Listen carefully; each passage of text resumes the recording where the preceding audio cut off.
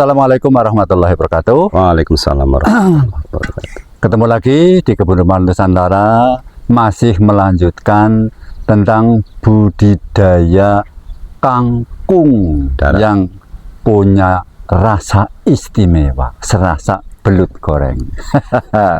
Dulur, mudah-mudahan Anda dalam keadaan sehat walafiat, tak kurang sehat apa, diberikan rezeki yang melimpah, hidup yang barokah, selalu bisa beribadah. Amin.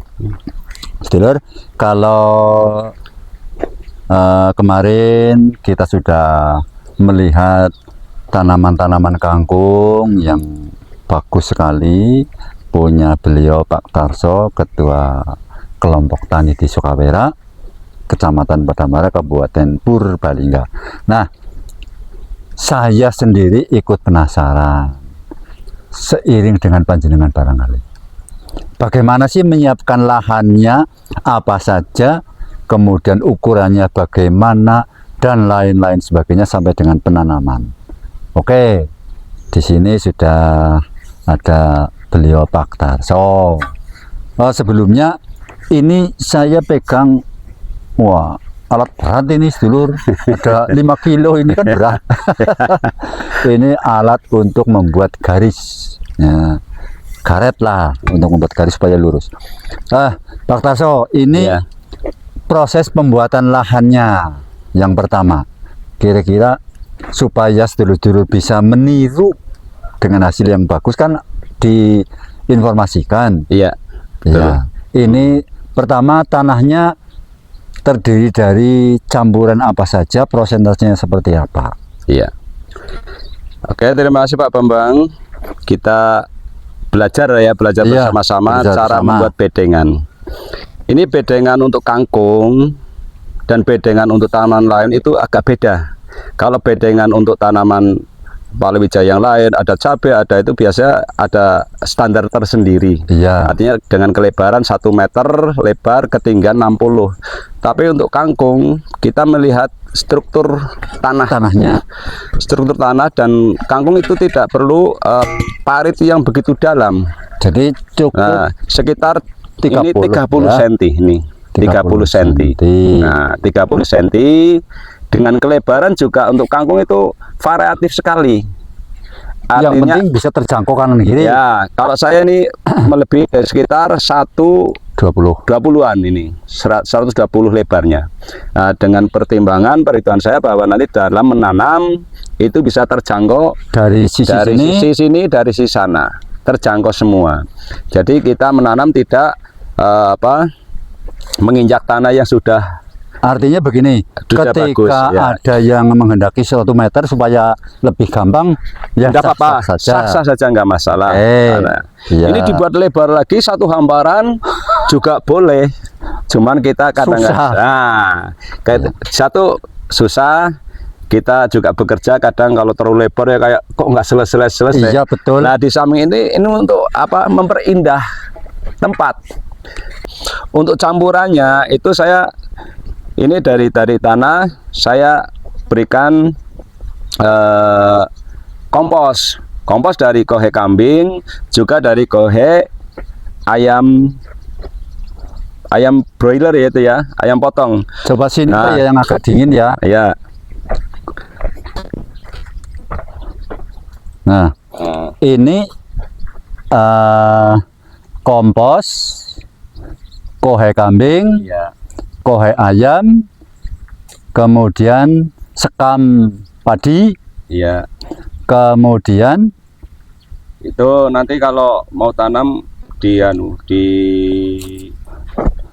kocor dengan persentasenya dulu, persentase ini untuk 1 badeng ini itu saya beri kohe itu setengah kantong yang 50 kilo, berarti sekitar 25 kilo ini satu ini.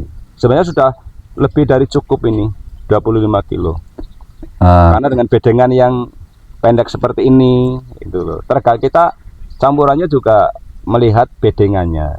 Begitu juga untuk kohe ayamnya, saya ini campuri dengan setengah kantong itu juga. Tapi kohe kami kan, kohe ayam sudah kering kan ringan.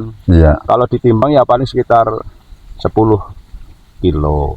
Tapi dengan ditaruh di kantong ya setengah kantong itu. Sekamnya itu sudah campur dengan itu. Oh. Kohe ayam sudah campur. Ketika ada ayam panen, kan itu kotorannya sudah bercampur dengan sekamnya itu loh. Kemudian ini lebar dari kot supaya gampang untuk jalan kan? Betul. Menyesuaikan, Betul. supaya ketika menyiram, memetik, mau menabur pupuk lebih gampang. Ya. Kira-kira setengah meter apa lebih ya? Ini sekitar 60. Jadi kita juga harus mempertimbangkan walaupun ini bentuknya parit, ketika paritnya tanggung untuk ukuran telapak kaki kita sempit, ya kita kebancang-bancang. Iya, betul. Apa itu bahasanya? Itu seperti itu. Jadi apa harus bisa ditata dulu biar untuk mempermudah kita dalam mengerjakan bahannya. Mengantisipasi pemula. Nah, pemula kan gini, saking semangatnya ingin memanfaatkan lahan luas-luasnya, paritnya atau kotnya dibuat sempit eman-eman gitu lah, nanti akhirnya malah susah sendiri. Ini sebenarnya ukuran 60 ya ukuran standar. Udah standar. Ada yang 1 meter itu lebih luas lagi ukuran ini, paritnya juga itu lebih lagi. Tapi kita dengan 60 karena sudah dirasa cukup, sudah lega untuk langkah kaki kita mengerjakannya sudah cukup sebenarnya. Karena tanaman kangkung tidak terlalu tinggi. Betul. Nggak seperti kayak cabai kan kita harus dengan parit yang lebih lebar lagi. Kalau cabai segini ya udah cukup, kan? Jelas nanti kita karena rapat. Jenis varietas tanamannya, jenis tanamannya apa gitu. Terus panjangnya juga tidak ada ukuran yang pasti lah ya, panjang bedengan.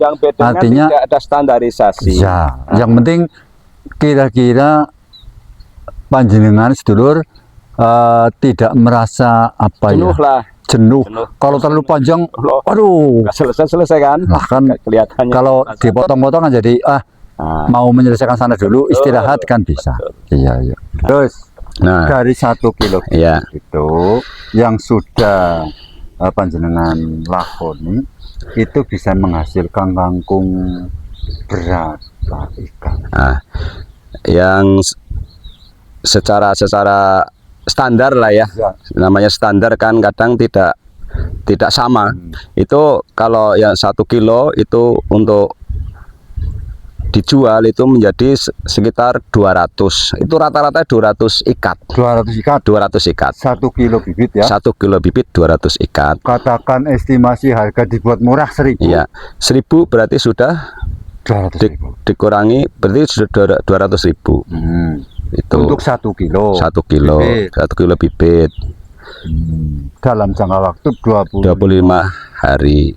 Panjenengan bisa menghitung dari 35.000 dalam waktu 25 hari menjadi minimal 200.000. Minimal itu. Dan kalau ikatan istri saya itu bisa sampai 250 ikat. Itu standar tadi kalau kita masuk ke penampung. 200 ikat masuk ke penampung. Nanti oleh penampung diulang? Enggak, tetap segitu. Tetap. Tapi kalau ini karena keuntungan saya itu karena istri bisa menjual sendiri langsung ke pasar. Itu keuntungan saya. Itu saya berterima kasih pada istri saya yang bisa langsung menjual hasil tanaman. Berarti dari 2 kilo panjenengan bisa memperoleh sekitar 700-an. Kalau ya kan tercatat semua itu, walaupun istri saya nggak saya tanya, nggak saya tagih uangnya. Yang penting saya bekerja, niatnya menafkahi keluarga. Pokoknya semangat bareng, hasilnya saya tanya, kan dicatat semua. Panen ini berapa unting, sekian unting. Cara diduiti pira? Oleh di 700. Tercatat semua. Nah, itu belajar karena memang petani harus bisa belajar menganalisa manajemen pertanian, harus bisa. Seperti itu. 25 hari menjadi 700. Wah, ya luar biasa. Iya. Harus ikut. Iya betul. Terima kasih. Iya. Ya, Pak Darso. Sama-sama. Informasinya Sama-sama Pak Bambang. pasti bermanfaat. Iya, insya Allah. Silakan sedulur yang masih kurang jelas komen, kasih masukan atau kritik yang membangun. Sangat kami tunggu sedulur. Mudah-mudahan ilmu dari Pak Tarso ini bisa kita manfaatkan bersama untuk kemajuan pertanian Indonesia, meningkatkan kesejahteraan masyarakat menuju Indonesiaku surgaku. Terima kasih. Assalamualaikum warahmatullahi wabarakatuh. Waalaikumsalam warahmatullahi wabarakatuh. Jangan lupa like, subscribe, share ke teman saudara Handetolan dimanapun berada. Kebun Rempah Nusantara, Indonesiaku surgaku. Kebun Rempah Nusantara, Indonesiaku surgaku.